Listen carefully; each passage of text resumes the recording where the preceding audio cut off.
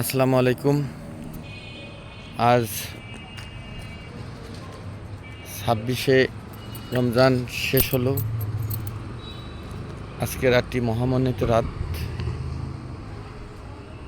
আমরা সবাই আজকে রাতটি ইবাদতের মাধ্যমে সম্পন্ন করব। নিজের পাপ মোচনের জন্যে আল্লাহর কাছে ক্ষমা প্রার্থনা করব। আপনারা সবাই সবার জন্যে দোয়া করবেন, বিশেষ করে আমার জন্য দোয়া করবেন।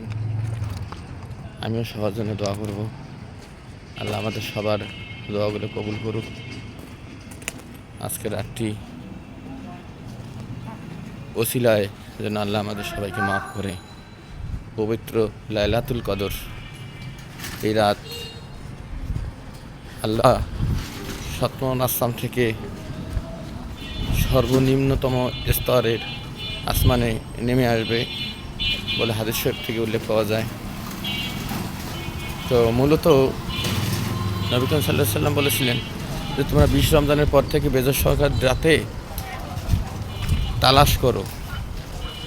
কিন্তু তালাশ করার বিষয়টা তো আমরা আসলে ওভাবে করতে পারি না, কিন্তু 27শে রমজানের এই রাতটিকে আমরা ধরে রাখি যেটি লাইলাতুল কদর।